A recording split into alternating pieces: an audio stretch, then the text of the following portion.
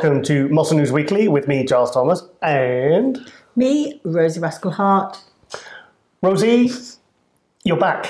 Yeah, back from Japan. Had a week in Okinawa, an island in Japan, visiting the US military base over there. So it was like a morale builder for all the military and all the family and stuff that stay on the base, and they got me and Cedric McMillan over to do guest posing. It was awesome.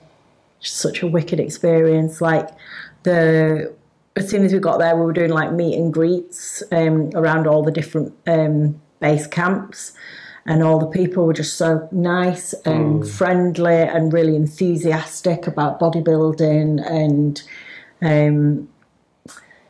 yeah, they were just like so thankful and grateful for me and Cedric to have been there. And it was like, oh, it's really nice. So by the time we got to do our guest spots on the Sunday, kind of felt like I was part of the family. Yeah. And I've never been so comfortable on stage in my life. Oh, really? I think. Yeah, I didn't get, like, normally before you go on stage, you get a little nerves. Usually it's like natural to get, I didn't feel any nerves at all. I was just backstage dancing. I could not wait to get on. Couldn't wait to get on and like give them some energy back, like what they'd given to me. It's like a 5-minute guest posing, wasn't it? Yeah, but I always do. Like 5-6 minutes is standard for me. Yeah, what about Cedric? Cedric had an amazing time as well. He was like just awesome, spending so much time with people, and you could see it was like, there was like quite, in particular, like 3 people I can remember that I just know from the look on the faces that speaking to him will have changed their life. Okay. It will have changed their life. It'll have had such an impact. And he did a couple of really cool speeches, like he did the radio where he was just talking and talking, and then he did like a speech in front of everyone at registration, and then he did another speech after the guest spot. He's so frigging good at talking. He was good at the press conference at the Olympia and the 2016 Olympia Superstar Seminar, and he was he always at the press conference where everyone always looks forward to what Cedric has got to say. Even when he won the Arnold and he got Arnold up on stage, and normally no one out kind of does Arnold. No, he's so good at expressing like whatever he's feeling in that moment. That's something I would love to be able to get to, that kind of natural ability. Yeah. He obviously thinks about what he's going to say, though, a lot. I don't know whether he does, though. Oh, really? Like his guest, like his posing routines, he just kind of makes it up on the spot. Yeah, I don't think he's like planned what to say. I think just in the moment, if something takes him. Because I don't think he'd planned to come on the stage and speak after his guest posing. He just kind of came out. He actually came out to abuse the MC. Did he? Yeah, because when he went off stage, the MC was going, he's just big for no reason. And Cedric came out and grabbed the mic and started abusing him, and then just like went off on a long big speech. So brilliant. Yeah, I just think it's like he's very expressive and very passionate. So and he just finds it easy to express it with language as well. So obviously, I think the day you were going out, I saw on Instagram from the CJBBF, that's the federation, that Rolie was going back, because he'd had a week out there as well. So Rolie was going back just as you and Cedric were coming out? No, Rolie was there last year. Oh, really? No, was it on all video they reposted? Must have been, because it was last year. Ah, right, okay. Because I was thinking that's weird, having Rolie out and then sending him back and then having... No, last year Rolie was out. Ah, right, sorry, it's a total misunderstanding. Yeah, this year they got the real deal. So obviously Cedric being 6 weeks out from Olympia, was he grumpy or okay? He was all right, actually. The thing is, he's, like I said yesterday to you, he's been in condition kind of for about a year, so it's not like he was really fine. In a, He was on good form, but I was like cooking for him and stuff. Yeah. Rosie was texting me saying, she goes, I can't believe he's proper wifed me off. I don't know how it happened. Like, did he give you the money and then he was like, I'll go get the food for me? Well, the first night he got there, he brought a bag full of frozen chicken and was like, cook that. Just said to Rosie, cook that. So he went up to his room and I cooked all this chicken up. And then it was just kind of like my job. Oh. For the rest of the week. And we went to the grocery store and he gave me the money and I went in and got the food. And he just stayed asleep in the car. Yeah. Oh, I was like, I don't Cedric. know. Cedric, how did you get her to do that? Because I'd really like you to know. Yeah, because I was how you saying to did that. Jason, I don't even do this at home. I'm not like wifey wife. Nope. Yes. So That was quite amusing. So your job was guest poser and Cedric's personal chef. Yeah, because as well, he was talking to the organisers saying about arranging some other events, some like workshops. Yeah. And then he said to Jason, the chaperone guy, said, "Oh, but do we have to bring Rosie next time?" And I said, "And who the hell's going to cook your food if you don't bring me?" Brilliant. Oh, but it's funny that you said about that overweight guy, and Cedric really reached out to him, and he was like, "Right, I'm going to speak to give me the name of your supervisor." Yeah, because I'm going to speak to him. It reminded me, we were talking about how these pros can have such a hugely positive impact on people's lives. It was like in 1994, I went to the British Grand Prix. I was 18 years old. I'd been taking photos at bodybuilding shows for maybe a year, just sort of hobby really, and at school and everything. And then I sat down with Kevin Navarone. I spent quite a few hours with him the day after the British Grand Prix, the day after he got second to Dorian Yates. And he was like, "Man, have you ever, good photo?" Because I had some photos with me of Dorian. And he says, "Oh man, you're good photos. You know a lot. And have you ever considered writing for magazines?" And I was like, "No," but I didn't really have that in my head. I didn't think I was good enough. I didn't think I'd be able to. And then literally, when I got home the next day, he planted that seed. He was like, "Look, you should be the sort of person that is writing and photographing and reporting for magazines." Yeah. And that's exactly what I did. And a year later, that's when it started. Yeah, I mean, So especially nowadays with the social media reach, you have got a platform to spread some sort of message, whatever that message might be. And it's really up to the individual what kind of person you want to be and what kind of impact and message you want to spread. Whether it's like, a sort of selfish money-making thing or whether you're actually going to use it. And honestly, I genuinely think one of the main big reasons why Cedric competes is because of the connection and impact he has with his fans. Well, he said to us at San Marino, when we were at San Marino, we were at Bologna Airport, Rami was there, everyone was kind of waiting to get their flights because Cedric was on our flight to London because he had a layover. And he said, well, he says, the kids with the youth project he works on, he said, bodybuilding is, it's that project that keeps my bodybuilding alive. He says, because all the money I make from my competitions, I put towards the new unit. Like, he was excited when he won San Marino because he says, great. He said to us, didn't he? He said, I can afford a new heater now. He says, I was really upset when I got 10th at Olympia. He says, I went back with nothing. I couldn't afford to buy, because he allocates all that money to the youth project. He could never just be like a sit-at-home bodybuilder that eats, sleeps and trains. Plays his PlayStation. No, I think he's realises that he's...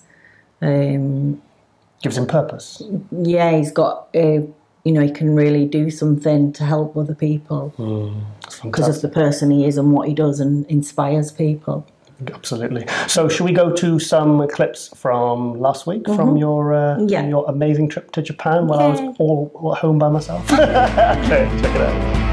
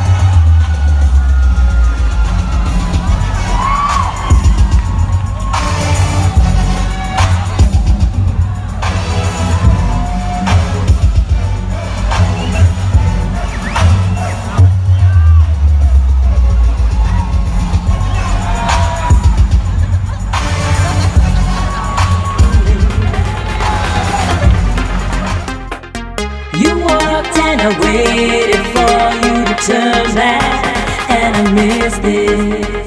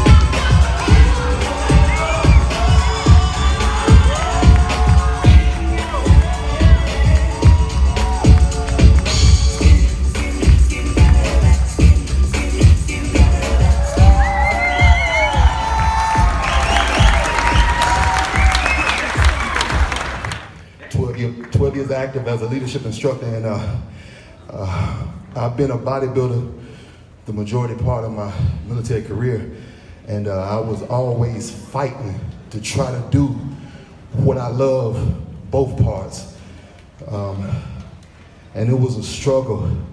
And to come to a place like this and see y'all's chain of command out here support.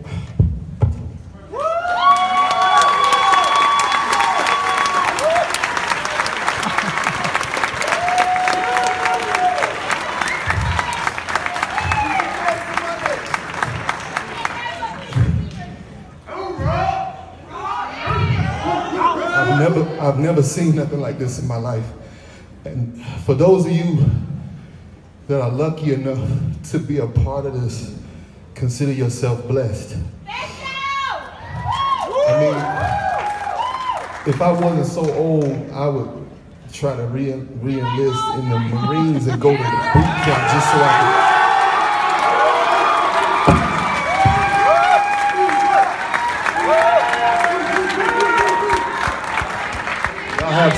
Y'all have something special, and we in this new times where everything is politically correct, and you know we got to try to say the right things and according to the politics, and do the right things according to the politics. But you know, right is right and wrong is wrong, right? You know, old man told me that.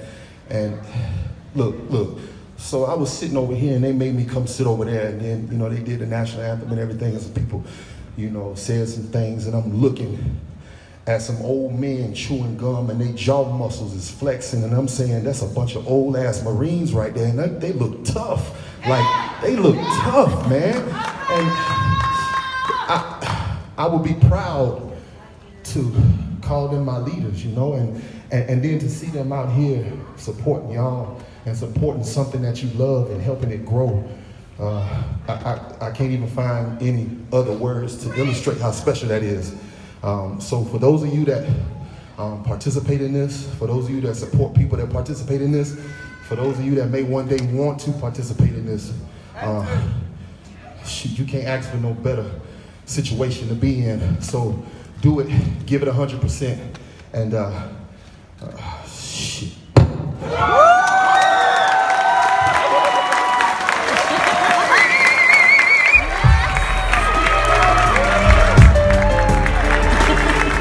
Yes, so that was your amazing trip to Japan. So, well, obviously I wasn't completely at home pining for you 24/7. I had a pretty cool week, actually. I bought a new toothbrush. So that was obviously the highlight of my week. Which I've started using. Yeah, she's my toothbrush. But anyway, so what? Sure. And yes, obviously, so on the Friday, was it? Friday? Yeah, Friday I went down to see Kamal El Gagni, this year's surprise Arnold Classic champion, probably one of the most sensational stories of the pro scene of the Nice year. stand-in. Yes, you're standing out. How was that then? He was fantastic. He was really good, and he was so because I got stuck in some traffic, and you know what the sat navs are like. So I got there, and he'd already finished training biceps. So I managed to catch him training triceps, the footage of which was in last week. And as soon as he was done, we did a couple of pictures, and he says, because I thought we were going to be filming it in his gym office. And he says, no, come back to the house. He says, my sister and the brother have made you some food. I was like, okay. So I went back to the house. And because his wife and 4 children were back home in Libya at a wedding. And after 2 days, he decided to come back because they were having power cuts. And he said it was a bit... He basically said 6-7 weeks out for the Olympia, and he says, I'm just going to come home. You know, my wife and family said that. So I went to his lovely house, and his sister was in the kitchen, and the brother-in-law, and there was all this food cooking. And they cooked me this amazing meal of lamb and couscous and everything, and it was really nice. It really waited on me. The first sending me photographs. Yeah, so, and we had a lovely time, and I think he really appreciated the fact I'd gone down. And the thing is, I had no idea how he was going to be as a co-host, because I'm so used to doing these shows with you, and we've got a good kind of system going. And I've got to say, he did an absolutely fantastic job. I was really, really pleased. It got a great response. And it was good, because I was going to go down and see him anyway. So when he said... when I said, look, I'll come down anyway, I said, well, why don't Rosie's away. I thought, well, rather than skip an episode, you know, being so close to the Olympia, I'll come down, you could be my co-host. And he went, yeah, come on then. And for the viewers that saw last episode, he was absolutely fantastic. So big thank you to Kamal there. And in fact, I've got a picture of him 5 weeks out. So check this out.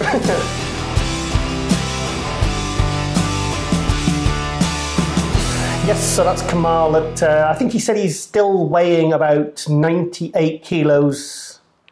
98 kilos. He's weighing weighing about, I think it's 218 morning. So by the day, he's 100 kilo by probably the end of the day. And he's still holding that size because at the Arnold, I said this. Does he get prepped by... Chris Aceto. Oh, okay. Chris Aceto. Now, that was one of their first preps, and Chris was frightened to really fill him out for the Arnold. He just wanted to bring him in shredded. Okay. And for me, that wasn't the most impressive version of Kamal that I've seen. So he's just maybe going to try a little bit fuller this time. Yes, and as soon as he showed me his legs, he had a shot. I said, look at your legs. I said, because your sweep was kind of got down a bit at the Arnold.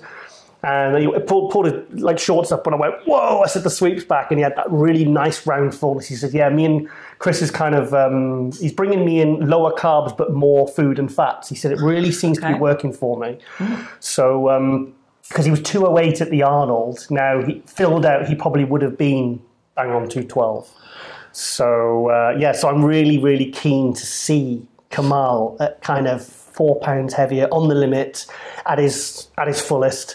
It's so takes time to get to know athletes' body, the way they look. That was the problem, Chris said, Yeah, because I found I've started getting a little bit more confident recently since working with Shelby, because he took my calories really low.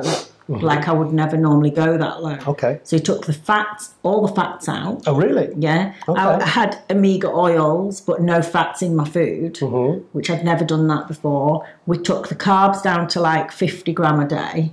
So I was on imagine no fats, 50 gram of carbs, and then just protein. Like I was on about 1,200 calories a day. But I felt all right. It was weird. Yeah, I felt like, apart from the last 2 weeks where I didn't stop complaining, the rest of the time I had really high energy, and I didn't really flatten out or anything like that. So it's kind of given me confidence to try things like that with my clients. But you did that with Sam Forbes, the Figure Pro. Sam Forbes, and also Emma Gormley. I always used to go very low on calories with her. She was the only client I did it with. Right. Because she never lost fullness. Is it the ones that is it mesomorph where they hold on to muscle really easily? Yeah, but I'm not. I'm like an ectomorph, but still we had to take my calories low. But the thing that I'm starting to try and have more confidence with is letting my clients go really flat and looking shit 2 weeks out. Okay. Whereas before, I would see them go really flat and it would freak me out. Panic. So I'd be like, okay, not a cheat day, but I'd say, okay, add another 100 gram of carbs just for today, or add 200 gram of carbs. And then always just kind of falling short of the sharp condition. I've got one physique girl now, and we've really, like, she looks so flat, but she's definitely tighter. Okay. By taking her to that, just where there's nothing popping.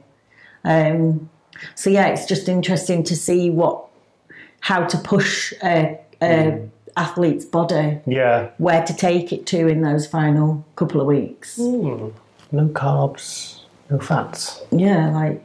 Because when I used to have to take my carbs very low, but I would just increase the fats as like a seesaw. Literally, carbs go down, fats go up, and I felt great. In fact, Ricardo. That's what I always used to do. And with Patrick, we used to do that as well, which also worked well. But I did more cardio. Right. So we'd have higher fats, higher food, but I was doing more cardio.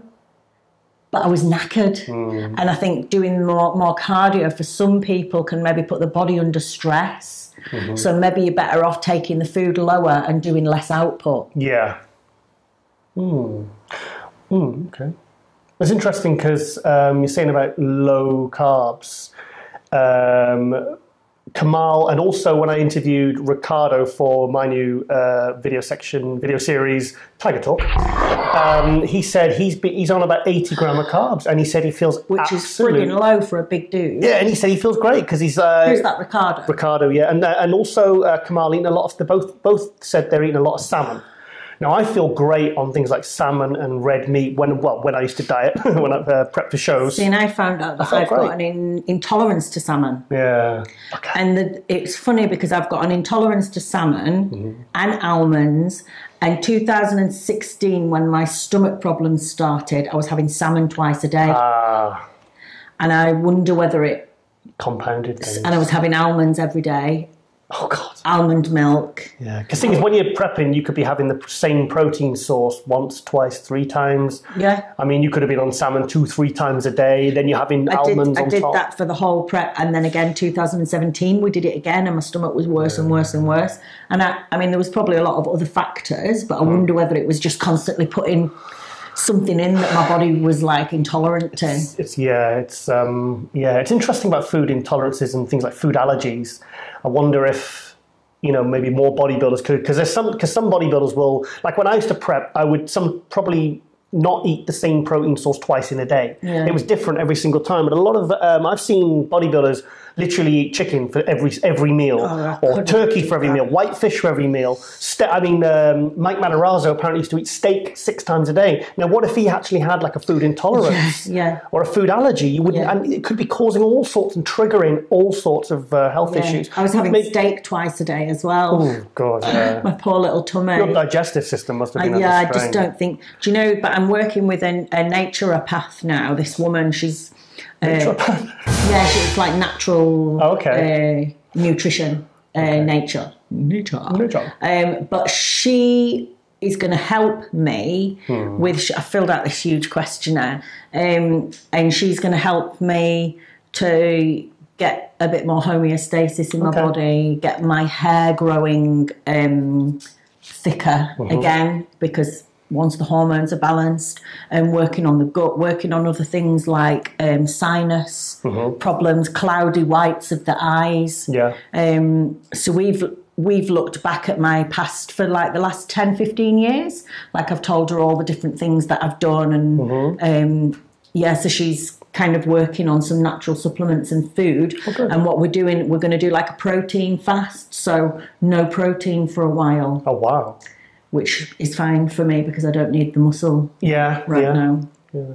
Interesting. Yeah, so yes, we'll keep you posted and see what she has lined up for me. Talking of hair. New hairstyle. New hair.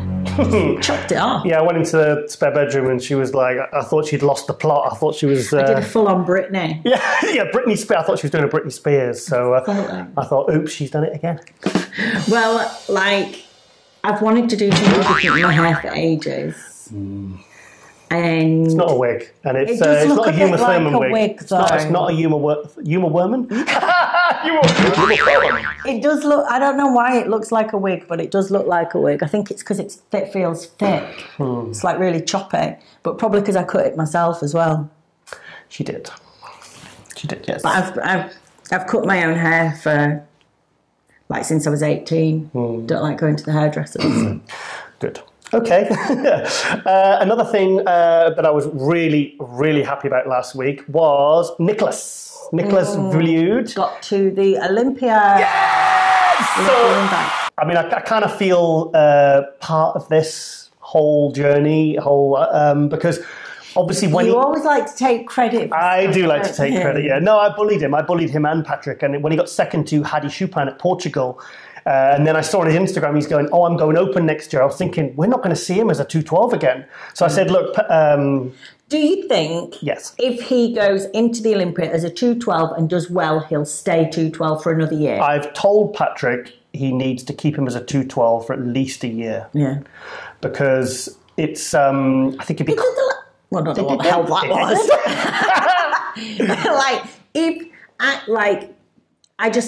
I know it's hard to come down, but for me, surely it would make sense to do that because it's less. Just back off the frigging weight. The word I used and the word that Patrick said, Giles, that's it, refinement. He's got a huge amount of muscle and he does need to, his radial bicep is a weak pose for him right now. He needs to thicken up his lower lats. Right. So it's a matter of balancing that physique out and holding 212 for, please, another year at least. It always makes me laugh though, like when people are like, like, because they put on size easy, okay? Poor thing. But, like, all you would have to do is just back off a little bit, and surely that would be... I know people enjoy pushing and training hard, but surely it's good for you to be able to be in a position where you can just refine. Well, remember that girl, I won't say her name, amateur... women's physique, and she told me, she said, I just can't lose any size off my upper body no matter what I do. I don't know who and then she posted a video chest pressing something like 60 kg. I'm not even joking, 60 kg dumbbells. And I thought, why are you lying to me saying you can't drop size? Yeah. She's trying to drop size. Right, I actually don't know who that is. So tell me afterwards. So, yes, so... No, so obviously Nicholas won Tampa, as I predicted, as I said in the Ronline preview. I've got pretty much nearly 100% success rate in all my predictions so far this year. And don't we all know it? Let me have my little moment, because, well... Just let me have it. It's all you've got. It's all I've got. It's all I've got. Sorry, Nicholas. Yes, he's going to the Olympia. So I'm absolutely overjoyed. And you're going to the Olympia. Well, you've been reading my notes. So no, I haven't. Oh yeah. Well, and so is Giles. No. So yes, I'm going to the Olympia. Yay. And.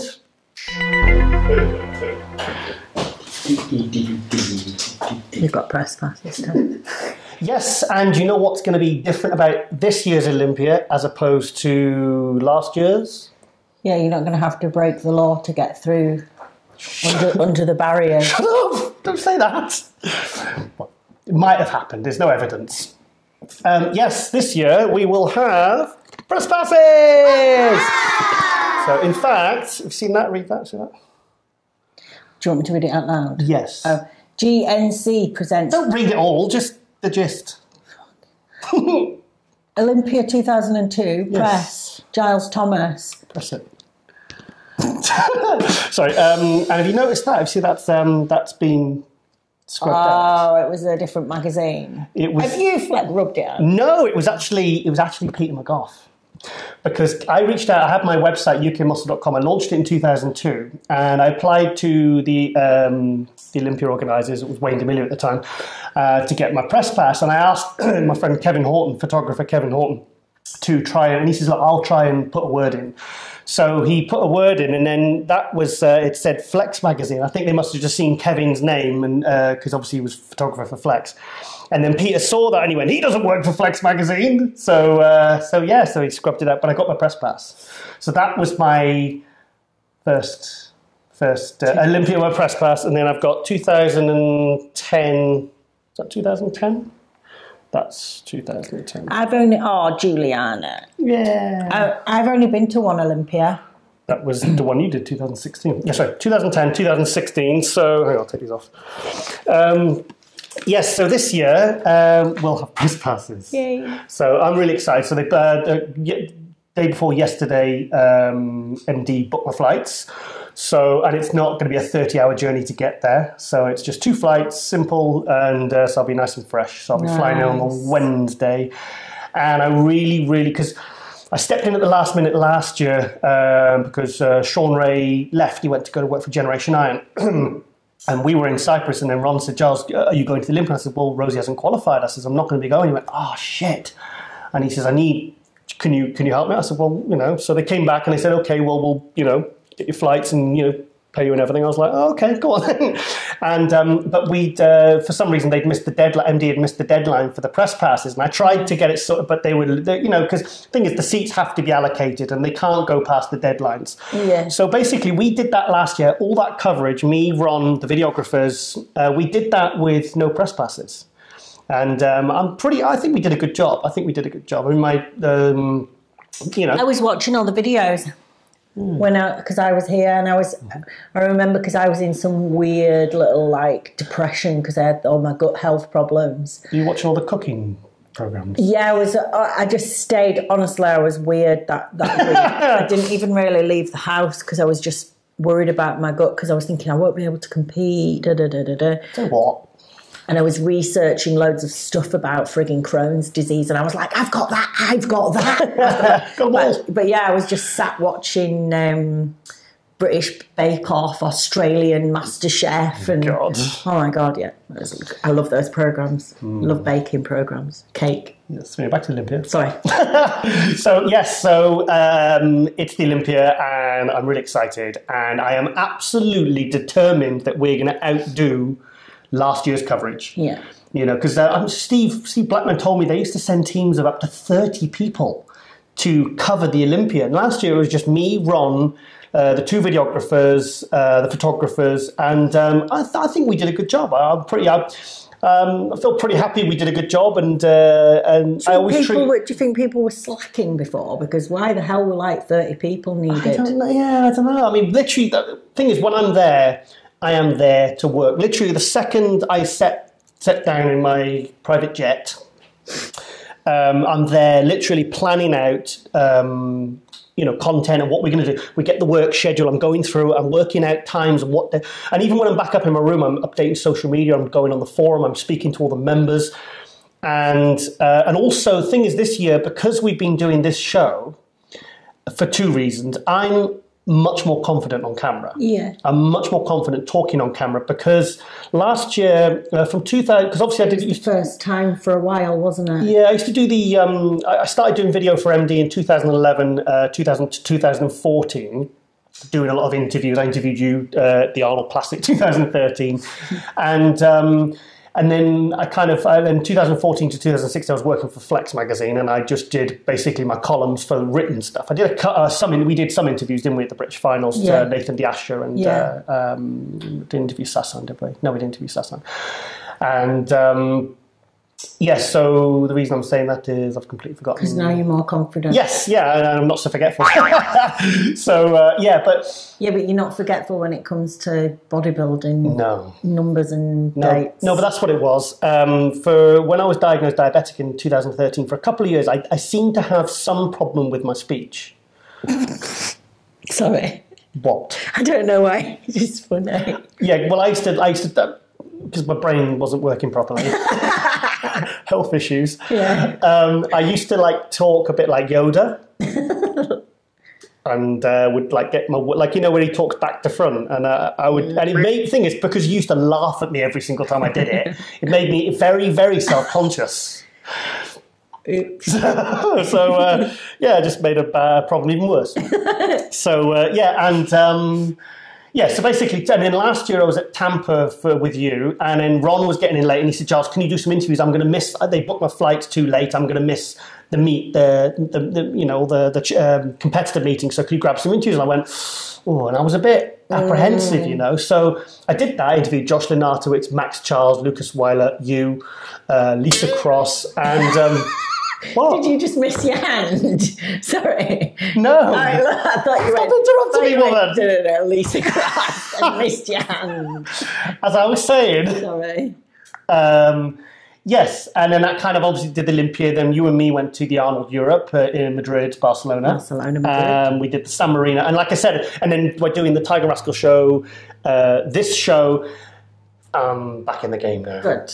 And my brain's fixed. Brain is at least 60%. 60? Bloody hell, that'll always be the dream. Yes. So, like when your dad says, what's he say about having one brain cell? He said, yeah, it gets lonely in there. It gets lonely in there for that one brain cell rattling around. Yes. So anyway, I'm really excited about the Olympia, and we are going to top last year's coverage. But that was my point. Because we're doing this show, I've kind of got so many contact details and telephone numbers of a lot of the competitors now. So you'll be walking around going, Gee! No. Gee! So I'll be taking this equipment as well, and it means I can get extra interviews. Jesus Christ, Kamal, can you come back, please, mate? Please, mate. I need a new wingman. You're the guy. So yes, oh my God, we've not even got all this to get through. On, keep talking. Right, so yes, Tiger. Oh, also last week, remember the other week I said this has to be a first. Mm-hmm. Remember I said Nathan Yasha getting 2 covers in a row on the same magazine. Surely that's a record. Yeah. Well, as it turns out, I was talking total shit. Oh, who else has had it? Dorian Yates? No, because this one was May and that one was August. So it wasn't even like skipped one, it skipped 2 months. Okay. So I was talking total bullshit. So very unusual for me. So there you go. So I'll make sure I do my research a bit better next time. Never mind. Yes, I get confused. My brain only works at 59%. Yeah. So 60%, here we come. Okay, so obviously I did the interview with Ricardo.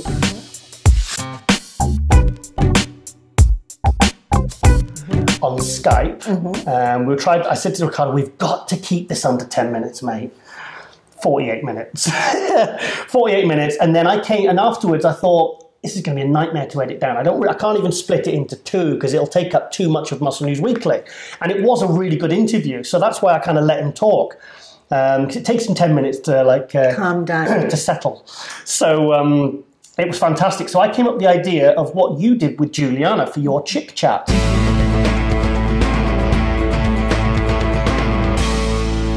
Because Muscle News Weekly is posted on a Monday on MD, as you're watching all now, hopefully. Tuesday, Rosie's Chick Chat is launched, and that's and then what we do is we post the first 3 minutes of the interview in this episode, and then the Tuesday, your full Chick Chat goes up on the Tuesday. Goes up. The Wednesday, I'm going to have a male equivalent called Tiger Talk. So so that's it basically, and I've got a very, very special guest. Who? Peter McGough. Oh, yes, I did know that, yeah. Peter McGough, yes. So, that's going to be awesome. Yeah, so let's go to the first few minutes of that exclusive interview. And welcome to the very second episode of Tiger Talk. This episode I've got a very special guest, a bit of a legend in the industry and a huge inspiration to me. Peter McGough. Peter, how are you? I'm fine, Giles. Thanks for having me on. I really appreciate it. You know, I'm doing pretty well these days. Mm-hmm. So, we'll talk about your health and everything a bit later. But, so you were at Tampa last week. How did that go? It was a very good show. I haven't been to a show since the Arnold Classic in March last year. So, you know, I was itching to get back. I haven't been able to go to shows. But this was really competitive between Alexis Rivera and Sergio Oliva Jr. And you've never, rarely seen a pose down like it. Those two, the last comparison. It was like two heavyweights slugging it out. There was sweat flying everywhere. There was screaming going on. They brought the best out of each other. And the camaraderie afterwards between the two was tremendous. It was a great show. The level, say the top 15 in the Open, is probably the best in-depth I've seen in a lineup for a long time. You know, there's normally only 3 or 4 guys in shape, and here everybody was in shape just about. You said that on the MD forum. You said you couldn't believe how just so many people were in really, really good condition. It was something that, especially in the shows nowadays, it's maybe not seen as much as it was in the 90s. You know? Oh yeah. I mean, that's it used to be the opposite way around. You get 15 guys. Maybe 3 of them wouldn't be in shape, and just lately it's been the reverse of that. But this was quite refreshing to see. And Tim Gardner always runs a great show, as you know. You were there last year. Yeah. Okay then, Peter. Well, I want to go right back to the start, because I started following the sport in 1990. The first, I think it was issue 96 of Muscle Mag. It was about April, May 1990. I started buying the magazines. And then, obviously, in 1991, I was in Hereford. I was training there. And I went into the newsagents and I picked up a copy of The Pumping Press, issue number 1. Now, I'll be honest, that's the only bodybuilding publication I've ever read every single word of. Let's just go back to that and tell us about how that newspaper and everything came around. Right, well, I've been working for English magazines, British magazines since '82, and more it seemed clear to me that a homegrown magazine couldn't take on Flex and Muscle Mag. You know, they would have 8-page spreads of Bob Paris and all the rest of it, and we had, whoever it was, no disrespect to them, but the readers want to read about stars. I developed this thought. If we went to desktop publishing with a tabloid, A, it would be a lot cheaper. B, we could get it out a hell of a lot quicker.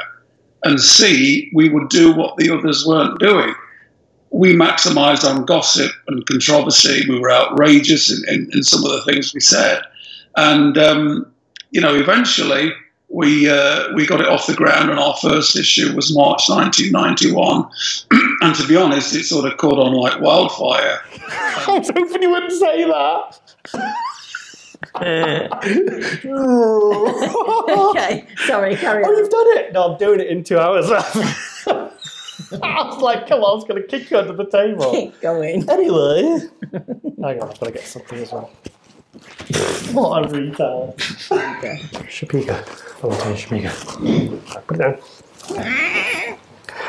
Yes, so big thank you there to Peter McGough for, and obviously on, I think it'll be Wednesday when we post the full, what? Carry on. You're pulling silly faces. Sorry. Stop it.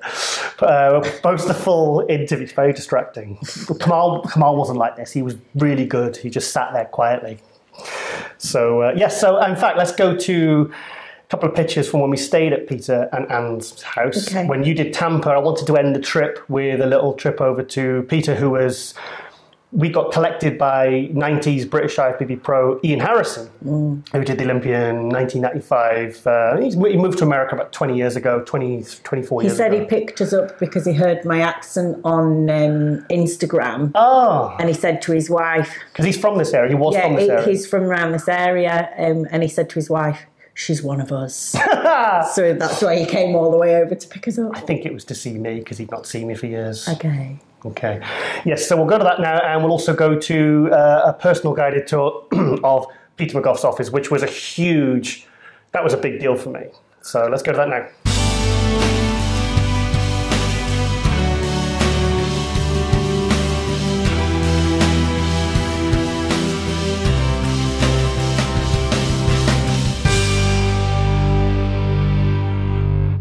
Going into Peter's office. Oh wow. Where the magic happens. That's his jacket from when he ran the London Marathon, and I got it framed and found the article. Which one? And everything. Oh, that one. That one. And then we found the picture after that WhatsApp that put in. It Fantastic. didn't fit me, that jacket. It's that little.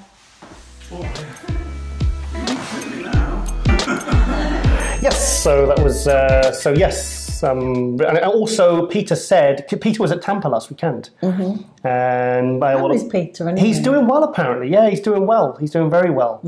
I guess I'll put it in the full interview. Yeah. He talks about it in that. Yeah. Yes, so he's going to be at the Olympia. Really naughty today. You're very unruly. It's because I've had a week away. Yeah, you're all giddy. And I've got a new haircut. New haircut, yeah, lighter on you. It wasn't pulling on your brain so much. So yes, so yes. Okay, next up is. I mean, when I was talking about who was moving up in episode 19 of Muscle News Weekly. How do you remember all the episodes? Because I'm like a Rain Man. I'm on the spectrum. What about Drain Man? Drain Man, no. God, okay. Right. One of the guys that I didn't even consider moving up was Brandon Curry. Mm-hmm. Now, Brandon Curry took 8th at the Olympia last year. He came 2nd at San Marino, won the Ferrigno beating Cedric, and then Cedric turned the tables on him at San Marino the week later, which we were at. And Brandon was in first call out of the Olympia, and I thought he was knocking on a 5th, 6th place, and ended up in 8th place, which actually surprised me. I've got to show you this. Show everyone this guest posing, and these couple of photos which have literally just gone up today. Okay. He's obviously gone to Q8 and he's been eating the anabolic chicken, and I'm.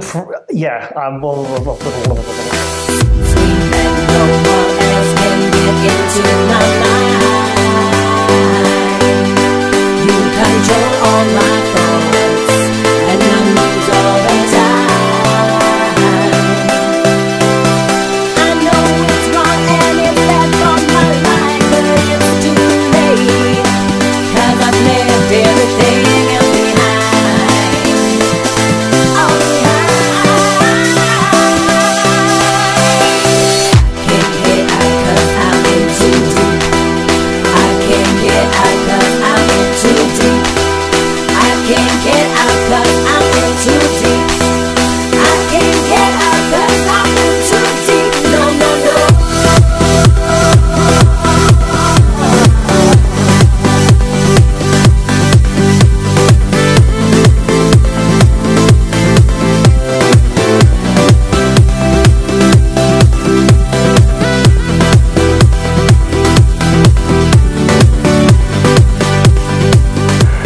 So if Brandon can hold on to that size, he looks as big as Rami to me. He looks as big as Rami. And for me, he's got a much, much better shape than Imagine Rami. if someone just came up and took the win of the Olympia, not even Rami, not Phil, just like... Do you know what? I would love to see that happen. I would love to see it happen. The last time something like that nearly happened was in it was 3 years running. 1991, Dorian Yates came in and beat Lee Haney at the judging and then lost the posing round. So he took 2nd in his first Olympia, nearly beat what ended up to be the 8-time Mr. Olympia.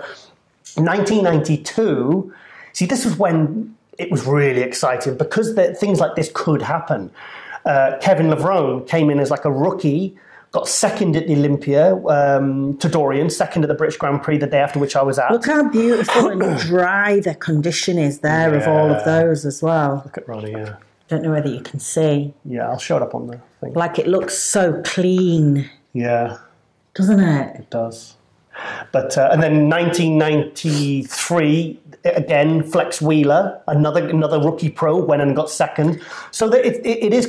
I would love to, especially because there is, to be honest, there is more talk around the 212 and the Classic, not because they're the main draw, but because there's more speculation. Yeah. There's more of a chance of someone like Eric Lunsford going in and getting 1st or 2nd or at the Olympia. Yeah. There's more of a chance of that happening than a new face coming in and going and get top 3 at the Olympia, which would cause absolute shockwaves and excitement through the open class. So, also going back to, so Brandon Curry, if he can hold on to that size and he keeps that waist Whose small. physique do you like better, Brandon or Bonac? Bonac. Do you? Yeah, I love Bonac's physique. I love Bonac's Why? physique. it's the quality of the muscle. It's that separate. He's got that kind of separation and quality that he's not lost as he's got bigger and bigger. I remember I saw him at the Arnold. Very detailed, isn't he? I saw him at the Arnold Classic in Columbus in 2011, and he took third in the heavyweights. And I remember when he did a side chest and like the quad ham tie-in. It was just like someone had cut it with a knife. He looked carved, and he's never lost that quality. What? How old's Brandon Curry? Brandon Curry? I don't know. But should we go to a little clip of you interviewing Brandon? Yeah. At the Arnold Classic last year, where we talk about Brandon's favourite British cuisine, and that is fish and chips. Yeah, his mouth was watering. Yeah, let's go with that. And also, Giles says that you really like fish and chips and red wine. I like proper fish and chips, definitely. And red wine is also great, but I like proper fish and chips. The last time we had fish and chips, I haven't been able to find fish and chips quite like we had at the restaurant in Cambria, I believe. So maybe a little bit more fish and chips, and then back to preppy and heavy again. Yeah, maybe some this weekend if I can find some good fish and chips. Maybe he'll recommend some place around here if he knows. Yes, so I'm very excited about Brandon.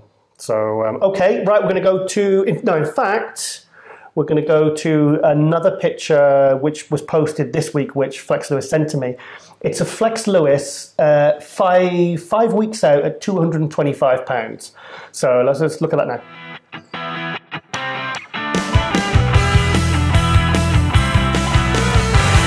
Yes, so that's Flex Lewis at 225. He looks ready. He looks ready in that picture.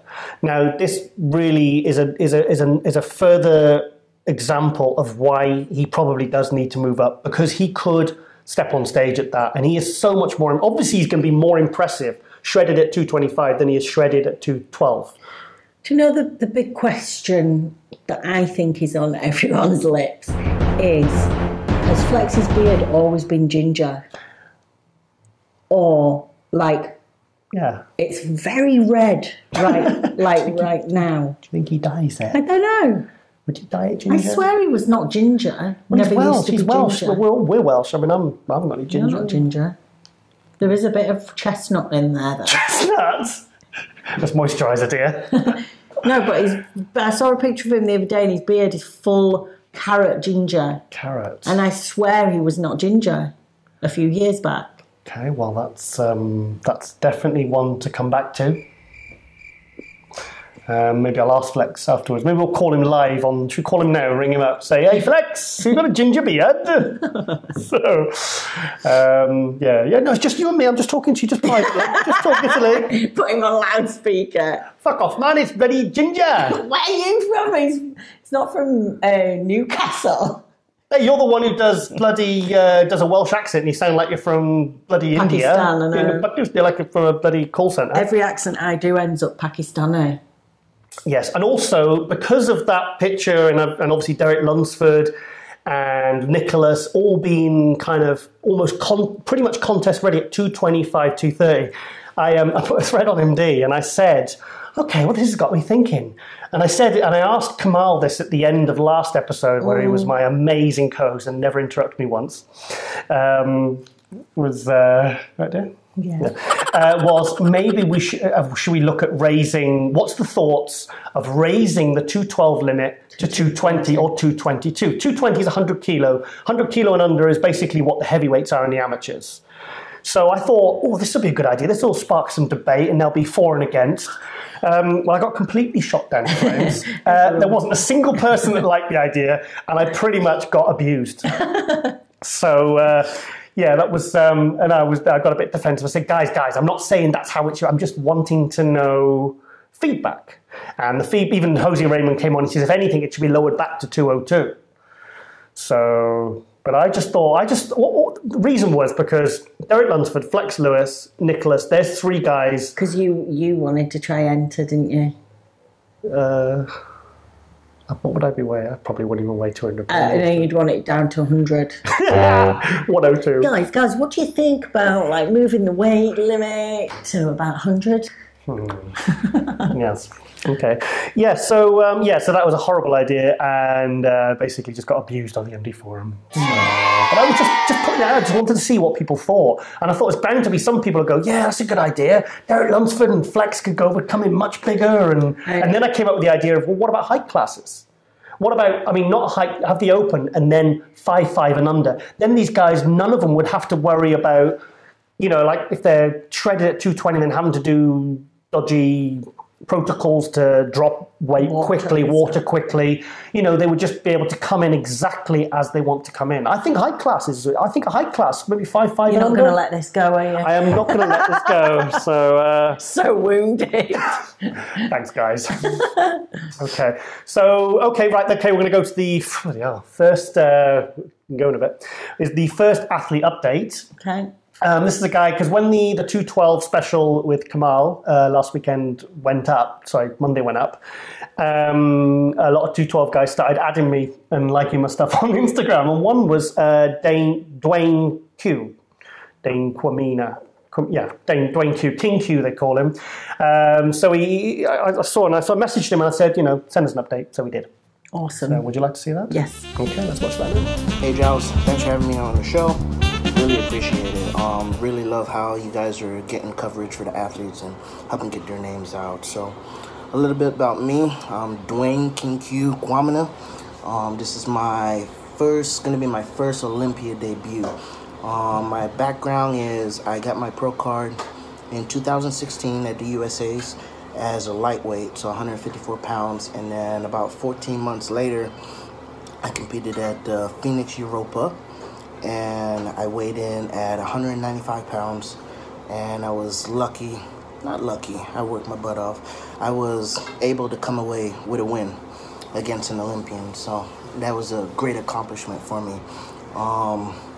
Went in straight into off-season, preparing for the Olympia. That was my main focus, was bringing up my back, improving my back because it was deficient, and I believe that we successfully brought that up. So I should be stepping on stage about 10 to 15 pounds heavier. I'm known for talking trash, and it's not that it's anything like malicious or hateful. I'm just creating buzz, man. Getting more people interested in the sport, getting people excited, wanting to see people win, wanting to see people lose, or like just building it up for the show. And I think that's what the sport really needs, because it can be boring at times. You can only watch a person get on the treadmill or lift weights this and lift weights that way, and it gets boring. So I try to spice it up. As far as my predictions for the Olympia, I'm looking for first call out. That would be a win for me if I were to get first call out. Yeah, these are the best of the best in the world, and I'm proud that I'm up on that stage. I worked my butt off for it, and I belong, and they will definitely see that in 4 weeks. So I really appreciate you having me on the show, and look forward to seeing you at the Olympia, okay? Thanks, man.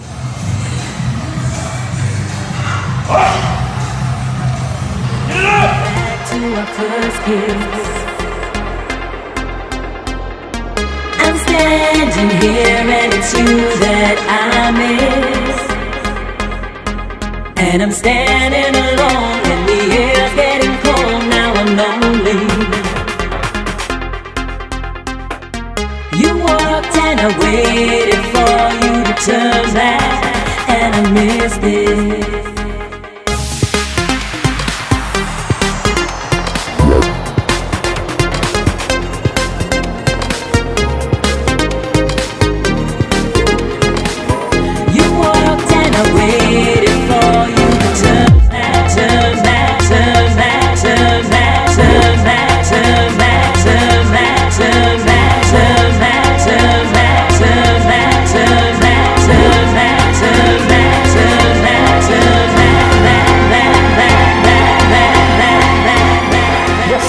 Thank you there to Big King Q. Cool. So I think he's another one that's ruffled Flex Lewis's feathers. I followed him on Instagram too. Oh, have you? Cool. He's chunky, isn't he? He's thick.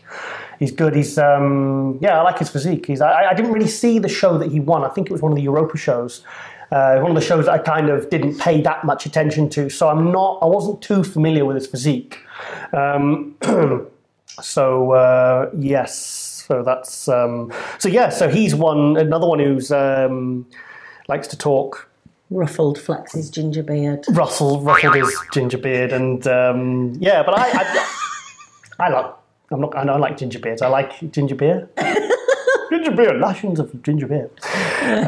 Yes, so like I said, there's going to be about 20 guys in the Olympia this year in the 212, and I think obviously the only ones they announce on stage as placed is the first 5. Mm-hmm. So there's going to be a lot of good guys. Really exciting, isn't it? Yeah. When you get to that level, everyone's good. But like you say, there's going to be some seriously good ones that don't even make it in the top 5. I'm not going to say actually right now the 2 that I think are going to move down. In fact, I might write it on a piece of paper, bury it in a time capsule, and then after the Olympia, I can film you going and digging it up just to see if I was right. Because Mystic Tiger. That's me. I think we'd have to get the gardener to come and dig it up, though. I didn't want to get my nails dirty. Yeah. So, I think there's going to be some bigger, more established names slipping out of the top 5. Okay. Because it is such a competitive class this year. You know, you've got a lot of good guys really chucking it on and a lot of new faces. Mm-hmm. And, I think it's very exciting. Very exciting. Okay, now next week next week you're abandoning me again, aren't you? Next weekend? Mm-hmm. Yeah, I'm going camping. With my mum and my brother. Mm-hmm. Yeah. Yes. Sorry, I zoned out there a bit because I'll be at the Two Bros Pro Bob Chick's his third show in the UK so far this year.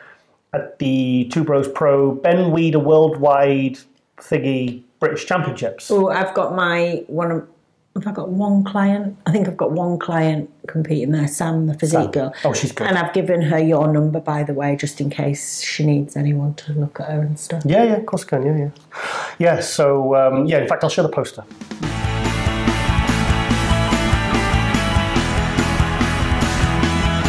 Yes, and also, I'm not just there hanging around looking cool.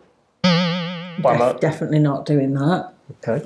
I'm actually going to be head judging the wellness class again.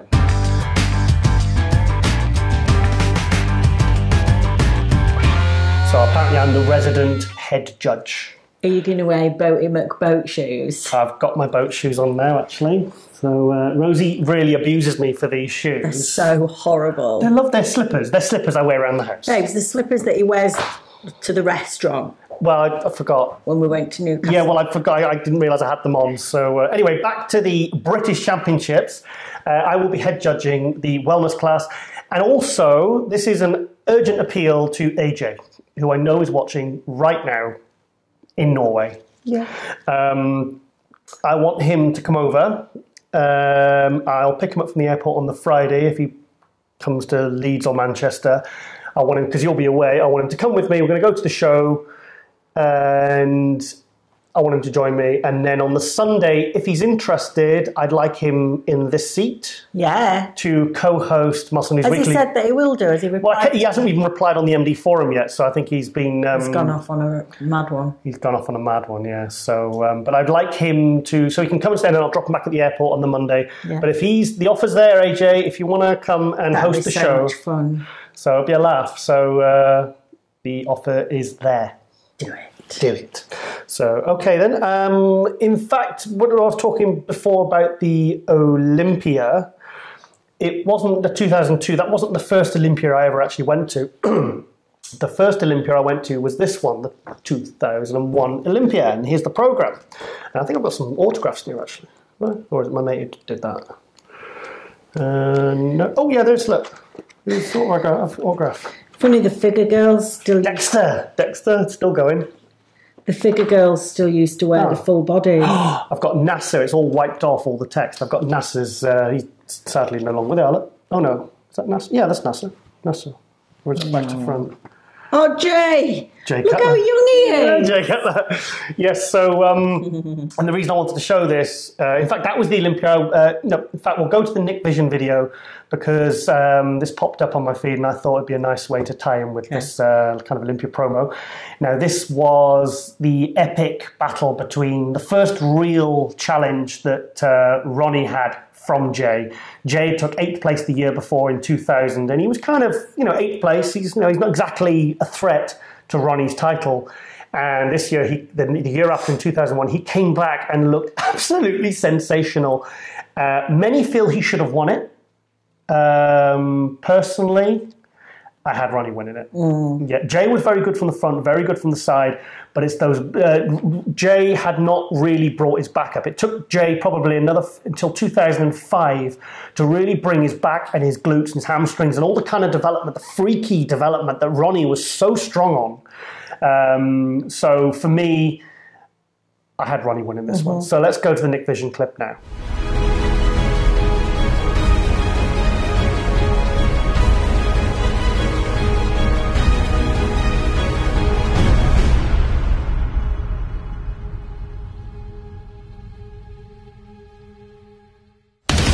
Now I have the fans behind me because now I was an underdog and I was happy. I was ecstatic to be 2nd place. That was almost as great as winning to me because I was really competitive and a lot of people thought Jay should win this competition. So Jay was always finishing 2nd, apart from 2002 when he didn't compete in the Olympia.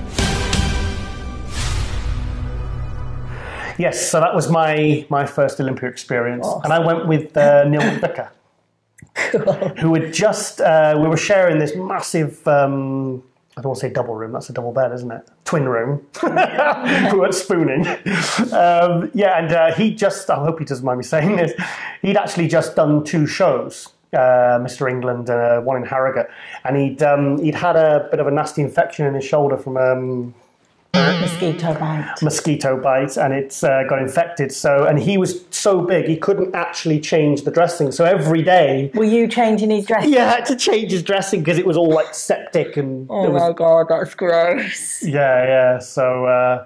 Male bonding. Yeah, changing his bloody gauze, like a big hole in his shoulder. That's hilarious. So and then I probably shouldn't tell you what happened on the way back. No, is that when you spewed up all over the airport? No, that was in 1997 in Rome Airport. That was not one of my finest moments. That was on a drink. That was the British team, and we all decided to have a drinking competition on the coach going back.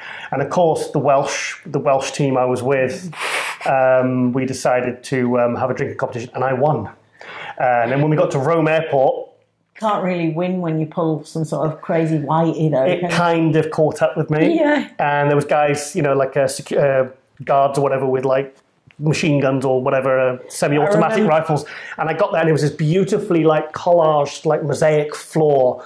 And I walked in and I just vomited, sprayed everywhere. And then I went into the bathrooms, vomited in there as well.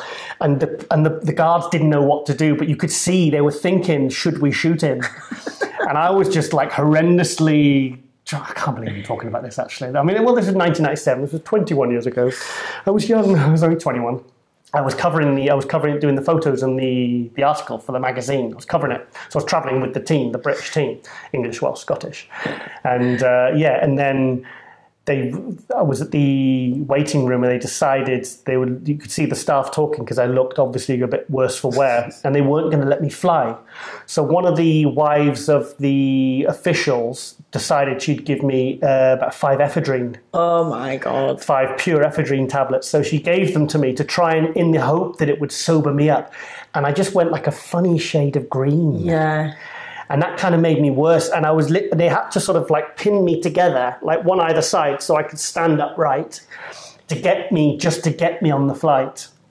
So so thanks for bringing that up. It's like when I got the first time I did Body Power, and me and all the promo girls, and the boss of the company I was working for, we all got absolutely wasted on the first night. We all had to get up and get ready to do like a full day on the stand. And I thought it'd be a really good idea to give everyone pre-workout. Oh no! And the two girls that I'd like found my friends to come and do the promo, they were just like sat on boxes shaking like that. Oh, it was bad. Hey, bad.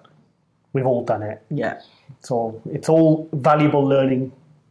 Yeah. Curve experience. Your Chick Chat interview, first one with Jamie Pinder, which went up, very good response. Yeah, I've had loads of messages off amateurs, messages off other pro, other pro female figure, physique, just thanking Jamie for speaking out, for doing the interview, because it's made them rethink what they're doing. It's made them more at peace with a decision they've made, or it's made them realise that the way they're doing it is okay and not to be put under pressure to do anything else that they're not comfortable with.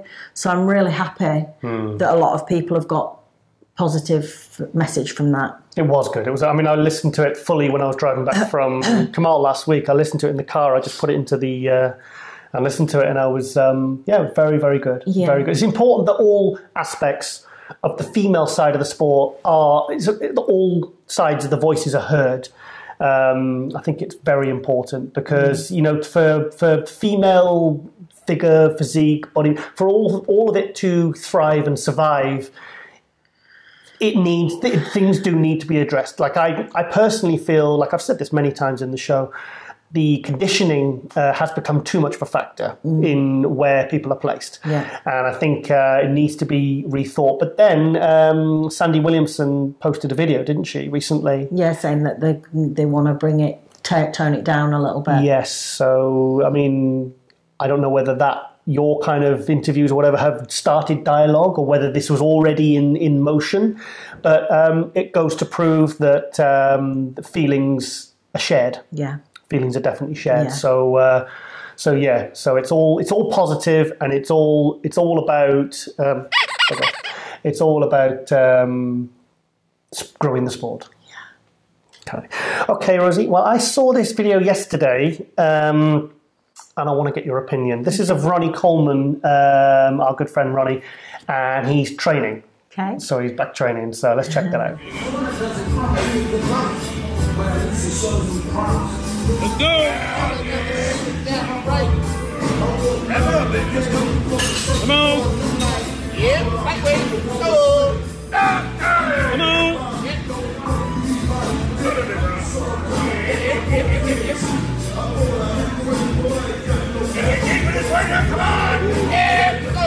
Let's go!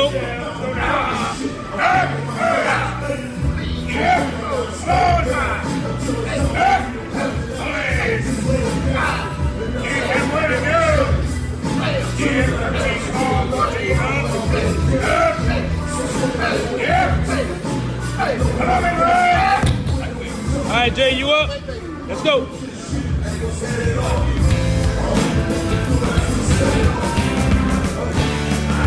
Yes, so that's Ronnie shrugging 160s. What do you think? I think with this particular exercise, maybe it doesn't impact his the areas that are problematic for him. I've got to be honest, we love Ronnie. I've got very mixed feelings about this. I really do think, though, that at some point in everybody's bodybuilding training, you have to start looking at different ways of training to increase longevity, increase energy, because bodybuilding it just takes your energy. You're constantly breaking down your muscle tissue. You're constantly eating, using energy to digest food, using energy to recover. And I don't know, surely there comes a time when you want to actually give your body energy and give it life. And so you're saying he shouldn't be dead shrugging 160s? I'm not saying that he shouldn't. I'm saying that you know, because he knows his body more than anyone else. But I'm saying, like, there's a lot of other bodybuilders as well that kind of have this one way of training that they've always trained. And yes, I understand it gives them a buzz. It's like it's like a drug. To live without it is really hard. Do you remember when we were with Ronnie and he were at Body Power? We were 3 years running. He loves it. And he just he goes a bit quiet before he gets to the gym, because you can see, it's almost like you can feel the excitement building in him. Yeah. And he's been busy all day, you know, on the stand. And like, I mean, when I was with them in FIBO, they're like, "You're going to come training?" And I went, "Training?" I said, "We've been on the stand all day." He goes, "Well, so's Ronnie, but he's going training." We were training at, was it like 12, 1 o'clock in the morning? Yeah. And we'd all finished training. This was in Birmingham at Body Power 2 years ago. And I think we were all kind of falling asleep on stuff because we'd all finished training. And Ronnie's like, "You finished, Ronnie?" He goes, "No, I've got I've got triceps and calves to do as well." But he comes alive because within 10 minutes. He loves it. And when you've done something for so long, it's like me with my dancing. To never be able to dance again, it's like a therapy. It's like having something taken away from you that keeps you calm, keeps you fulfilled and happy. So I understand why people find it hard to stop, even when maybe it's not the best way physically for them anymore, but mentally it's still what they want and need. The thing is, he's not deadlifting 800 pounds, he's not squatting 800 pounds. It's only traps. I can't see how that's going to impact his actually hip. And the thing is, he has been through hell. He's been through hell for years now, for the last few years. I mean, they've had so many complications, and the screws in his back have snapped. They've had to go back for more surgery, and it's like it's been ongoing, because it was hoped to be one operation and then 2 years of recovery, he'd be fine. I bet you the only time he's not in pain is when he trains. Yeah, that's a good point. It's like when you have a cold or something, and then when you're training, it seems to go, and as soon as you finish training, it comes back. You feel all bunged up again. I don't know. I'm sure he knows his own body well, but just worry about it. I wonder if he does any other, like, because we don't know. He might only post the stuff that is like what the fans kind of want to see. He's probably doing a lot of like physio style training. Yeah. He's probably doing. No one wants to see fucking Ronnie Coleman do yoga. I would. Do you know what though? But maybe he does a lot of stuff like this separately. Do you know what I would love to see? I would love to see Dorian Yates and Ronnie. Dorian Yates loves his yoga. He does it religiously now. It's meditation yoga, and he swears by it. It's one of the best things he's ever done. I've seen Dorian stretch for 30 minutes in Temple Gym before he even does legs. He's so stretching, all the kind of things that you're into, stretching, mobility, yoga, meditation. I would love to see him and Ronnie and take a video crew and just spend a day with Dorian and have Dorian put Ronnie through some stretching, some yoga, swimming in the sea like Dorian likes to do. I would love to see that. I think let's make it happen. Tying in as well, me and a guy called Aaron that's part of Mofo Army, we're putting together this workshop over at Ultraflex in Leeds for the bodybuilders, and it's a mobility and stretch workshop. So we're going to analyse people's postures, mobility issues, and give each person a tailored mobility stretch rehab program. Brilliant. So excited. It's going to be something really new. There's no one else kind of doing this, and hopefully we can sort of tour around the different gyms and visit all the bodybuilders and whip them into shape. Because I'm sick of seeing bodybuilders walk on stage like robots, like so frigging stiff. That's a really good idea. Yeah, so that's we're going to do some video as well. Listen to Ruskell. Yes. So, okay, Rosie, I want to ask you a question. Okay. What's the craziest thing you've ever done for gains? That's an open-ended question. That's the craziest thing I've ever done for gains. And then we're going to compare stories. Should have asked you this before, really. Shit. I don't know. Okay, well, whilst you're thinking, I'll tell you mine. Okay. I think I was 15 or 16 years old, and I was crazy about my training. And I went to a party on a Friday night. Yeah. And on Saturday morning, my training partner used to pick me up, and we used to travel about 20 miles to train in Hereford to do legs every Saturday morning. And I've I'd been drinking at this party and friend's party in the countryside, and I felt really hungry, and they had no food. Well, they did. They had some tuna-flavoured cat food.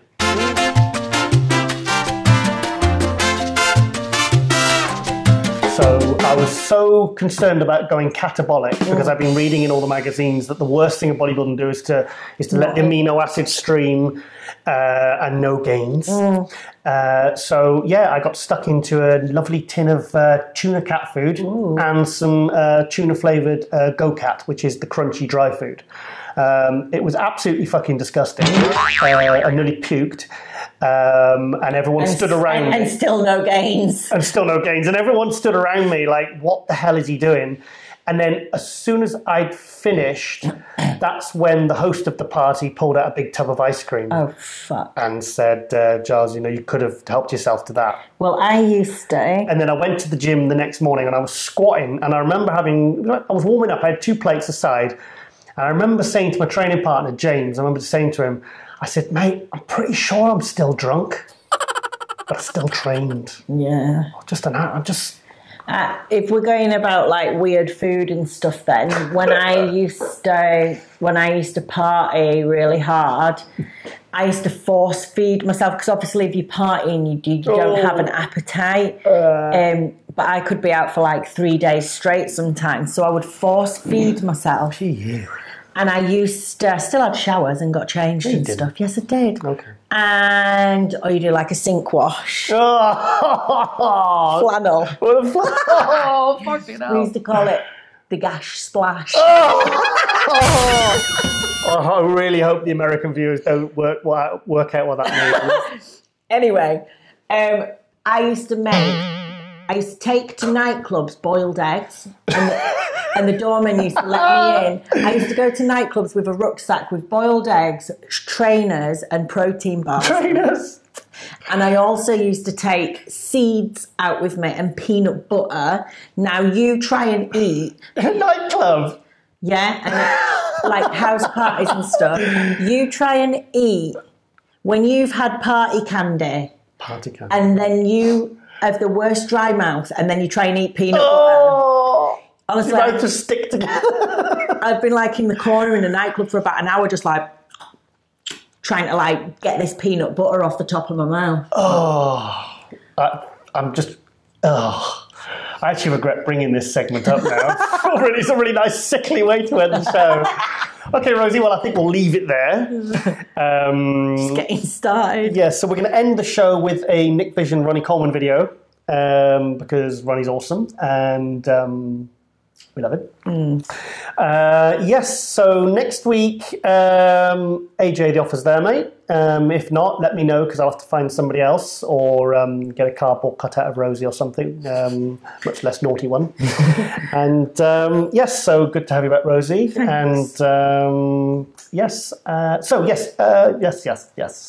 Giles, sorry, my mind's gone blank again. Shush. I've got brain issues. My brain's only working at 58% today. One down. Okay, so with Rosie Rascal Hart, I'd like to thank everyone for supporting, for watching, and we will see you next week. I'm Giles Thomas for Muscle Weekly. See you later.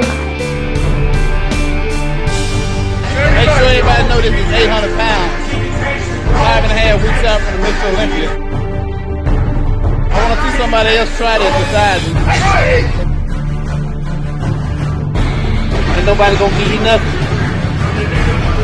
Everybody want to be a bodybuilder, but don't nobody want to lift no heavy ass weight. Yeah, buddy! Ready? Yep. All right, lift. Come on. Come on.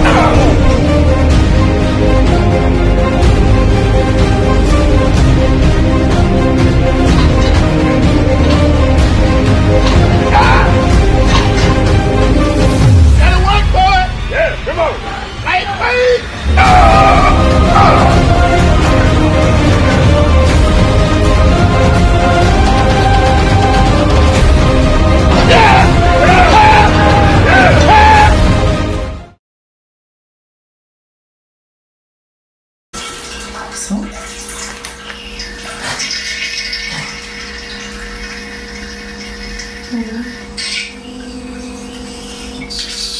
Whoa.